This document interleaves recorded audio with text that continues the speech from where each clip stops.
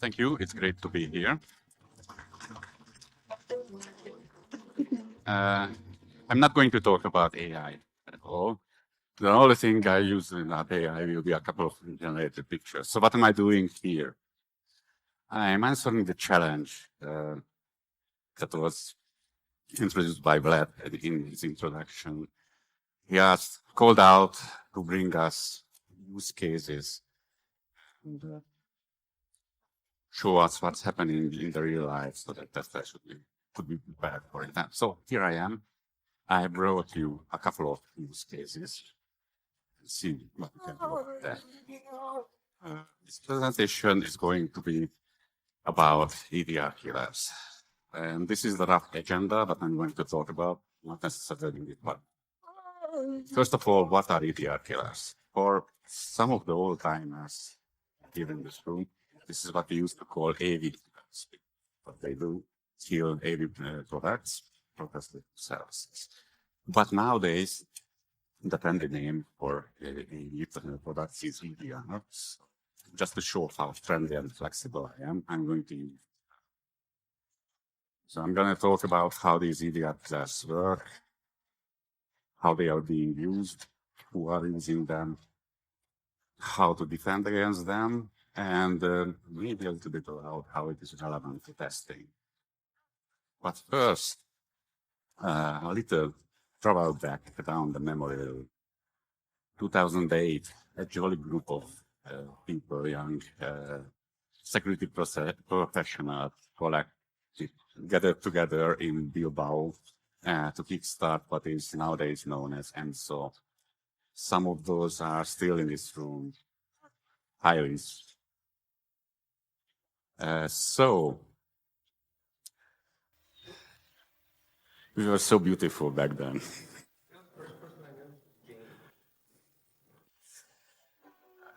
Anyway, I left enough time for you to enjoy how we did look back then. But I remember how it started. It was, we are sitting not a round table, but a square table, and the word went around the table, and everyone was asked, what are the expectations?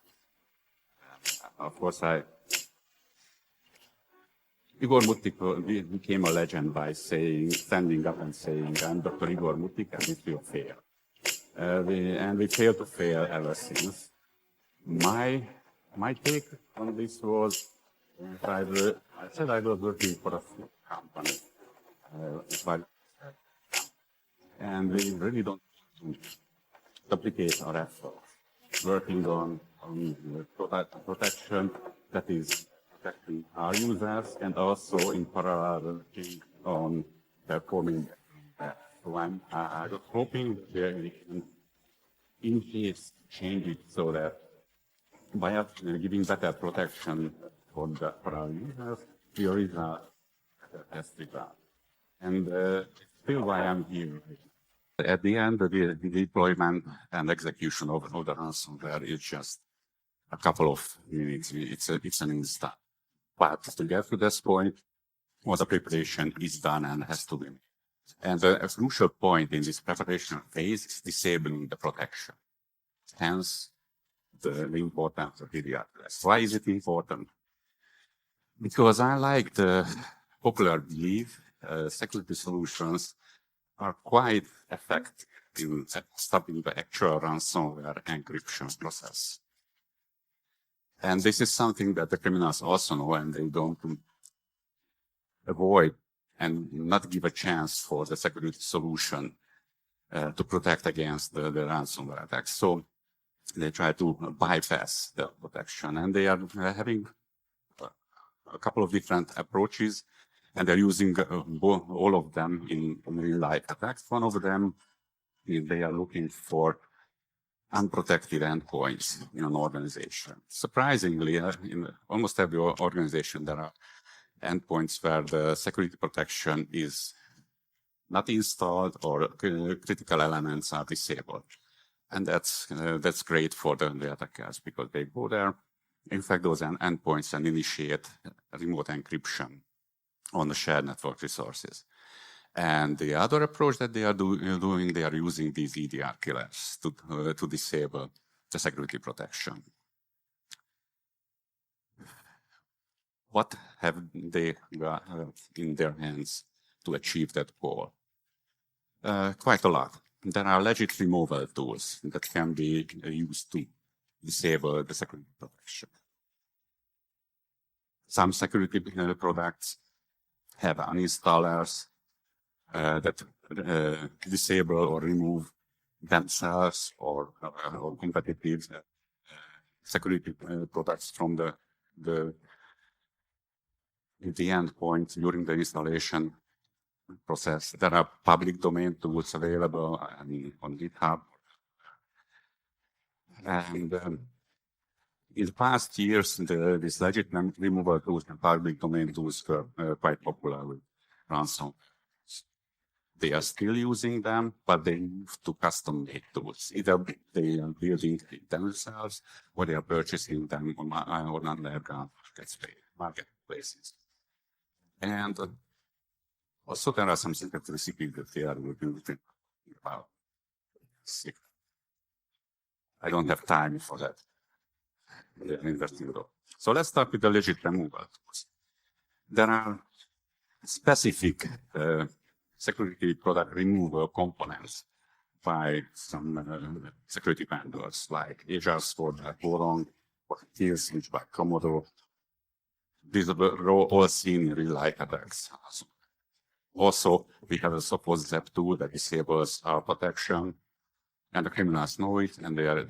Also, there are some tools and utilities like TDSS Killer by Kaspersky or Gmer that can be used to disable components of the protection product. And in some cases, they just take a driver, for example, not a SPA Pro driver from AWS in these attacks. They are using this driver to gain kernel access and loading the driver, use that to disable the services of the security protection. When the criminals are not using these tools, they have to roll their own. And to roll their own, they have to take care of a couple of steps in removing the security solution. First, disable the tamper protection because security solutions tend to protect themselves from being removed. Then stop the EDR processes, services, and remove the persistence things in registry or system. That should prevent the security tools to reactivate the systems. For many of these actions, they would need admin rights and kernel access if they want the kernel drivers. And this is what that they have to achieve themselves. They wrote it on solution. A couple of public domain tools, GitHub repository, that do this for them. For example, all of them, most of them use the BYOVD approach, bring your own driver, which means that these tools, they have a user mode component which orchestrates the removal. But in order to do some of the intimate actions to remove the kernel driver, unhook the kernel driver, delete it, and so on, they need something that grants them kernel access. And they are using vulnerable drivers, vulnerable legitimate drivers, which for some reason are not designed with full security in mind. So they provide unnecessary access, not just for their own product, but for anyone who knows how to use it. And that's what the attackers are using. One of the tools is Backstab, which uses the cross-access product as a driver to gain read-write access to the kernel, or ADR Sandblast. It uses Article 64 or DBUtil driver, all from legit software developers. Rewriting EDR using 4 different drivers. Another one, EDR Silencer, is using a different approach. They are not using a kernel driver. They are using the Windows filtering platform, and they are not removing the EDR solution. They just block and disable the communication of the EDR with the central console or with the cloud. So the EDR is still detecting presence and activities. It just cannot report and cannot take action on the site. We have seen all of these tools and methods being used by different ransomware groups. Gware and the FS driver was particularly popular and used several different ransomware attacks, but also AU-Kill, custom-made EDR Killer, with a couple of high-profile ransomware groups. We have seen. And I have to tell you that these ransomware actors are pretty resilient in trying to remove EDR solutions. So if one of them doesn't work, they try the next one and the next one and the next one and the next one. Like in this example, they were trying real blinding EDR to disable the communication of the EDR. And then they were trying several different versions within a couple of minutes of their own homemade EDR killer solution, hoping that one of them will work. It didn't work, but the thing is that they keep trying and trying, and they take another solution, another killer, until they reach their goal, which is to disable the security product. As I mentioned in the previous years, the public domain and legit software removal tools were favored by ransomware groups. Nowadays, they are using custom-made tools. Custom-made tools either compiled by them or purchased from underground places. And I have two case studies for you. One of them is an EDR killer. It wasn't documented, so it doesn't have an official name. So I made up this Scorch name. Please don't use it outside of this room, or we will have to use it. Not really a favor of it. Anyway, it uses the hard-clipped packet as a service on top of it, which provides obfuscation and evasion from the AV detection. And underneath that, there is an EDR killer. This hard-clipped packet as a service offering has been documented by Unit 42 researchers. It's advertised on the underground marketplaces and as a packet that can amplifies. It is compatible with a lot of major malware families like Radamant, Smokeloader, Vidar, Amade, and so on.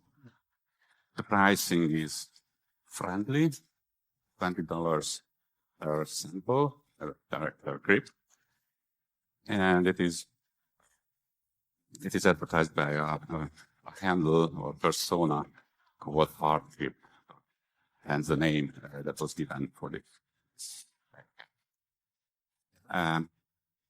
We were tracking the activity of this packet as a service for quite a while, and it has been very actively and heavily used by different criminal groups. Overall, we have found 2,000 modified binaries. But the way hard works, it takes an executable or dynamic library by a legit software developer, so a legit tool, and then modifies it, inserts an encrypted resource which contains the final payload, and injects around the entry point a loader and a decryptor code that would load the payload into memory. So on a quick look, hard-pegged binaries look like legit tools, with some changes here and there.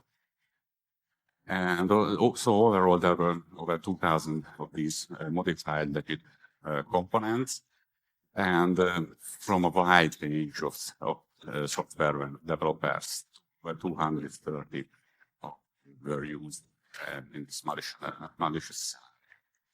The payloads that we have seen being used by the criminals using this hardware service were commonly known and used malware families like Rangot, Radaman, Lisbon, Tiller, Asyncrat, and so on. Overall, remote access Trojans and credential stealers, the favorite tools for gaining initial access with organizations. And also one of the tools that were used with Hardcrypt was this EDR. And this is what the focus of our research was. This EDR killer has been mentioned in a Salarian blog and also on Twitter. They have, or at least some part of the activity related to this EDR killer, they have observed that in ransomware attacks, a malicious kernel driver was used, which had a random name, consisting of 5 characters, and also it was signed by a compromised digital certificate belonging to Changsha Hengxiang Information Technology. So, when we analyzed these attacks that involved this hardcrypt-pegged EDR killer, we understood that it has 2 components, actually. It has a user mode loader, orchestrator, the actual scorched heart killer, and it also has this malicious kernel driver. Both of them are heavily protected, the code from analysis. The scorched heart killer uses Hardcrypt, which is pretty ugly if you want to analyze it. The kernel driver itself is protected by commercial protectors like EMProtect. And the killer is looking for the driver with this 5-letter random name. In this case, it's mram-sys, so that the 2 are linked together on the source code level. The driver is signed with the mentioned compromised certificate, and the killer, it does is looks into the installation directory of the AV product, and kills the files, processes, and services that can be found there. And uses, of course, the kernel mode driver to remove the services that belong to that security. And the targeted security products were varied and were different from each sample. The first one that we have analyzed was targeting us. It was targeting Sophos and Hitman Pro components and services and files. There were other samples that had a wider range of targets. Like this one, it's also targeting ESET, Symantec, Kaspersky Labs. When we were looking at a whole set of these EDR killers,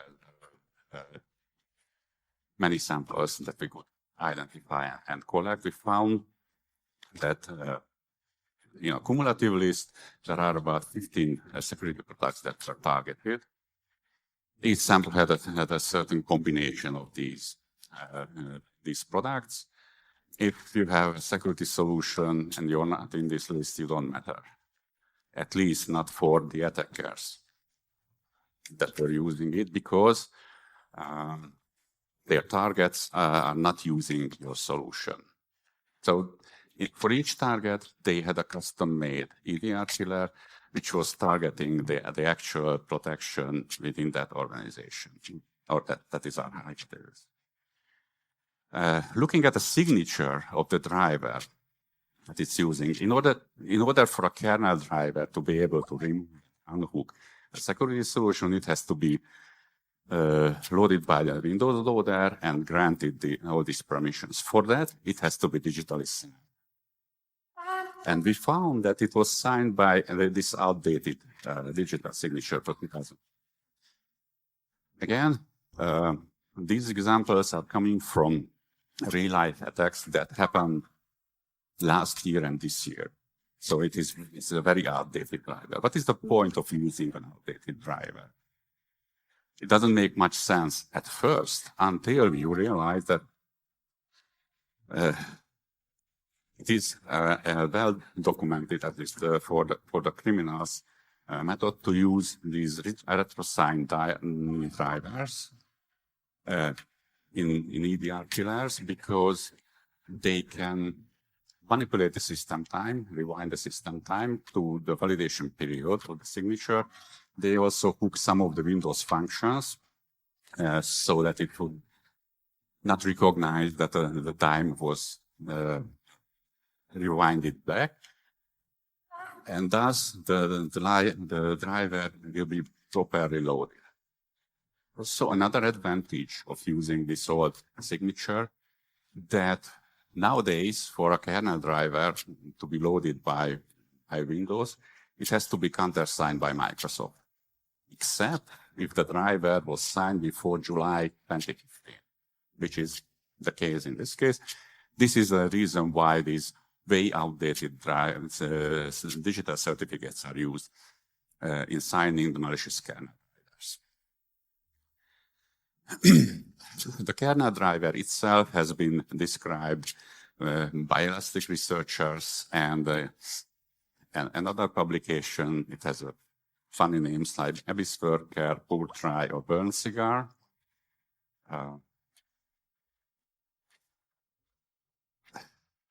To summarize, the approach used by this Scorch Hub killer is that it has a user mode component, and it has a specific malicious driver, which is signed by a compromised backdated signature. But then, when they are using it in a typical ransomware scenario, we have found that first we see the deployment of this EDR killer, and then shortly after that, followed by the deployment and execution attempt of the ransomware itself. In this case, it was a web. Also, in this case, looking at the process trace, we could see that it was executed from the gwrapper remote access directory, which is a component of the simple help remote access tool, which just a couple of weeks before that was reported to have a 0-day remote code execution vulnerability. So the ransomware actor most likely used that vulnerability to get into the organization, deploy the EDR killer, and perform the attack using that. Over the time, we have seen several ransomware groups using this Scorch Hub EDR killer. The high-profile ones, Black Suit, Ransom Hub, Killing, Dragon Force, Lynx, all the best-known names. From looking at the timeline, it's very interesting. It has nothing to do with this presentation today, but it looks like that the operator or the ransomware operations themselves were moving from one ransomware family to the other, and bringing with them this EDR killer as a common theme with that. So there's some connection between them. The other case of the EDR killer that we are seeing very commonly nowadays, it is also using a packet as a service on top of everything. In this case, this packet as a service is what we call Shanya crypter. Where does this name come from? In early samples, we have found debug information. This executable was calling itself Shanya crypter, which is really a telltale sign how we want to rename, how we want to call this crypter. Also, in some of the early DLL samples, the DLL name had a funny structure. It started with a morphed version of Shania and followed by really the purpose of the packer, which is gently bypass the detection of the security solution, if you like. So anyway, we think Shania is a good name for it. It has been published by Cyphertech Solutions as Armillaria Loader, with the payload being delivered by this packer, ranging several different malware families. Most notably for us, for the purposes of this presentation, there was an EDR killer that was used. Also, to support the name Shania, we have found in one of the underground markets, accesses, an advertising a tool called DXPrep by an author named Shania. The description of the capabilities of this tool pretty much matching what we have seen in real life. Most notably, the last one is that it supports DLL sideloading. And indeed, in the real life samples of this EDR killer, it has always been deployed in DLL sideloading. And the contact address is this Telegram name, Shania 0xF. So it's quite unlikely that two different packers are both tagged or connected to the name Shania and exist in the underground. So we believe that this announcement is it belongs to the packer that we have identified earlier. Now let's look at the EDR killer, which has not been documented yet. So for purposes of this presentation, I'm calling it Shania Gendo, which is a terrible name. Please don't start using it, because then you have to use it, and that would be a disaster. Anyway, it uses CLS sideloading, which means a clean Microsoft program, consent.exe, is loading the malicious DLL, MSIMG DLL, which is the Shania-packed malicious library. When it's loaded, it drops two kernel drivers. One is the HLPDRV.sys. This is the malicious component, malicious kernel component, and also drops a BYOVD component, a vulnerable driver, in this case, Truttlestop.sys, which will grant access to the kernel structures. So the overall structure in this case is Shania, as opposed to the scorched hat. It has a user mode loader or orchestrator, and it has a malicious driver on the kernel level, but that driver doesn't require read-write access to the core kernel structures, because they are using this vulnerable Truttlestop driver to provide that access. So the user mode loader drops and loads first the vulnerable clean driver, and then the malicious driver, and then the killer loads both of them, and it maintains a huge list of targeted services and processes that it needs to kill, and it passes to the malicious driver component, which just relays through the clean vulnerable driver and performs the removal of these kernel components by the use of the write access granted by the vulnerable driver. We have seen this Shania with multiple ransomware families as well, most notably with Akira.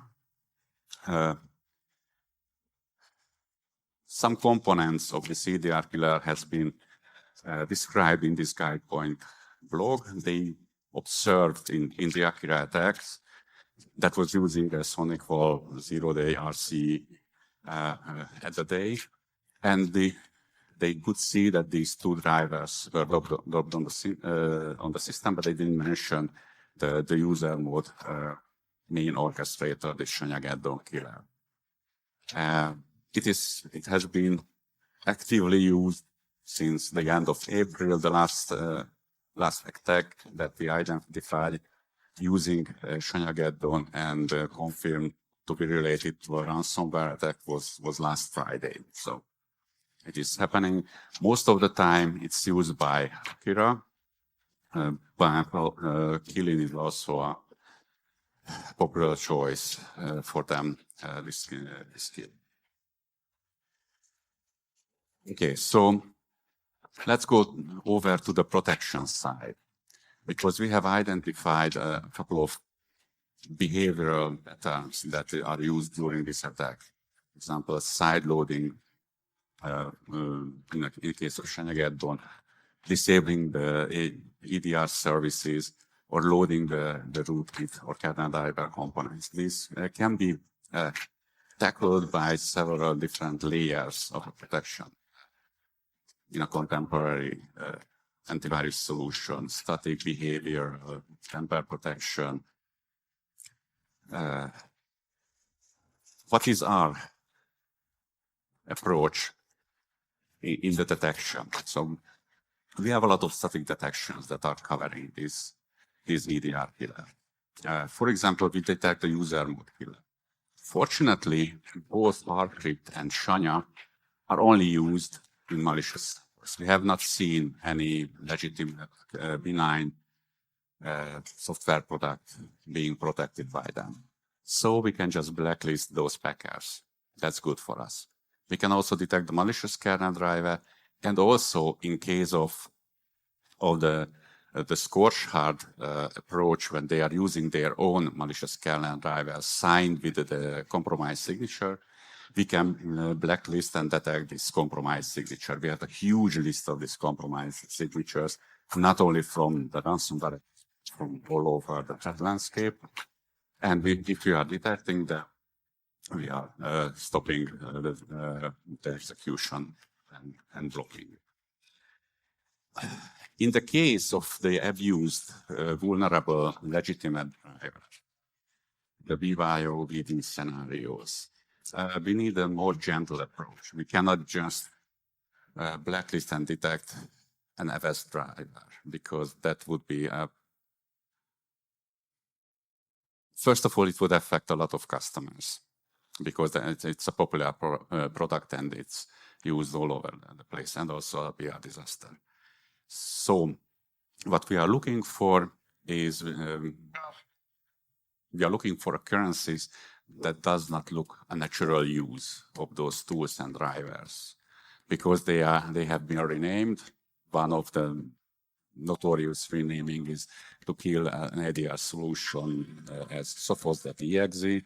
We are specifically looking for those attempts, and so on. We have a lot of these blacklisted names. Also, look at the location and the parent of the driver that has been loaded.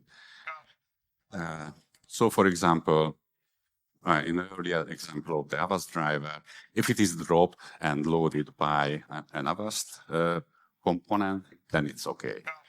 If it is dropped and loaded by a PowerShell script, then it is not okay. And we have these content-based detections, detecting them. Or for both Shanya and Rcrypt, there is a loader process which loads the encrypted payload, decrypts it, loads it into a memory area, and executes based on that memory area. We can detect this action with our dynamic shellcode mitigation, or in other cases, in this example, the scorched heart is trying to bypass the anti-DLL hooks and directly calling into the right virtual memory call. As it's unpacking the payload, we are blocking this this attempt, and also in a couple of cases, process hallowing is used to load the malicious content, and we also with our detections. But so far, we have been dealing with the singular events. So we are looking at one file, one process, one driver, and so on, and based our detections on that single event. We didn't waste time understanding the entire infection process to not use them. So we know that when a ransomware attack is built up, there are multiple steps that are leading to it. And we can use that knowledge to provide a better protection for our users. We introduced a couple of compound protections. For example, in a ransomware attack, we can see the ransomware remove the shadow copies, clear event logs, stop processes like IIS or virtual machines, gathering passwords, scanning the network. All these activities build up to the conclusion of the attack. It also can help us build up confidence to provide protection. So one of them is adaptive attack protection, or as we like to call it, shields up, which is if you detect a sequence of suspicious events, we put the impacted machine in a more aggressive security mode. So we switch on full paranoid mode in that case, which means that when that event happens, we are going to detect otherwise undetected or unreported activities.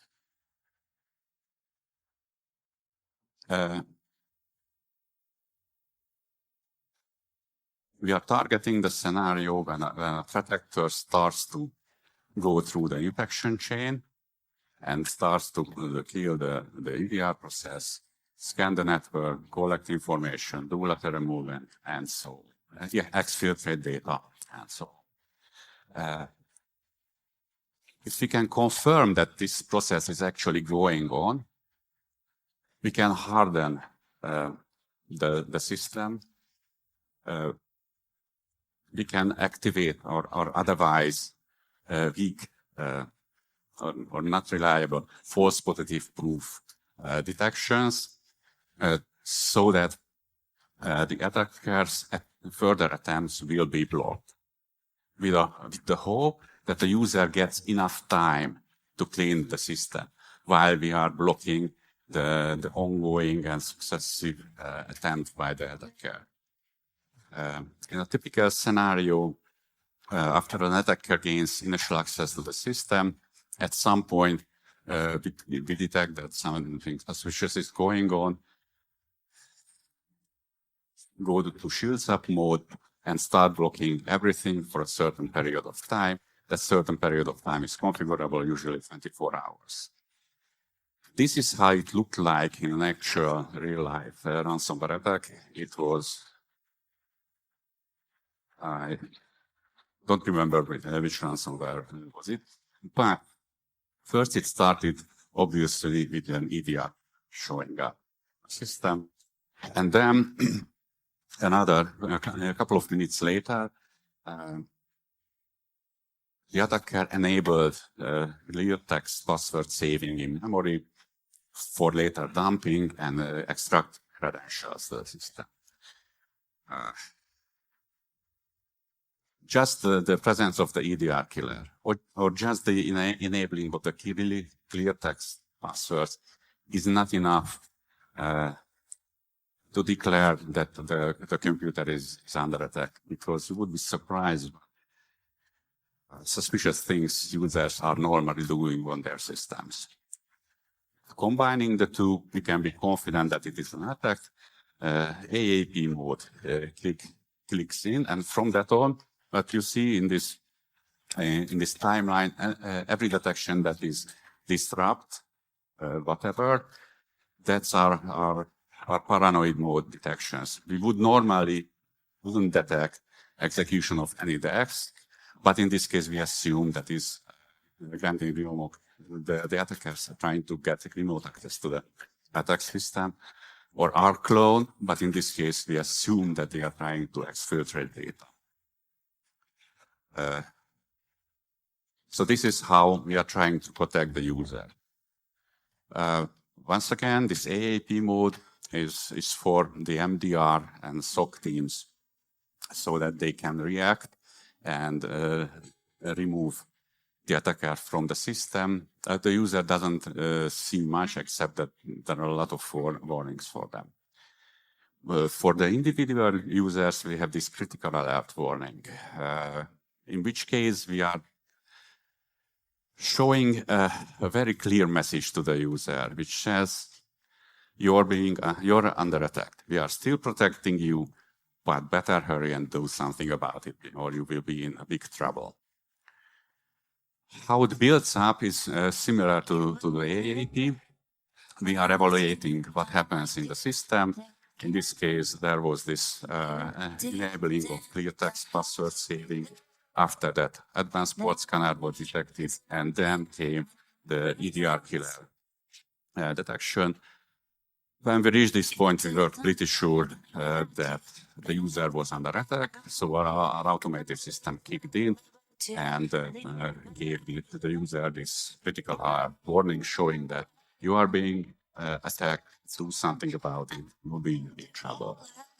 And indeed, the malicious activity went on even after that. In a real life scenario, how it's happening with our users. First, we see an EDR killer, TDSS killer, in this case, which activates our AAP protection, the paranoid mode protection, which blocks a couple of other events, like loading another driver for killing the EDR, or loading the ransomware binary, which is in case it's logbit. And at some point during this chain of events, another attempt is made to kill the EDR, in this case, loading the Process Explorer driver, likely by the backstep tool or some of the offsprings of that tool.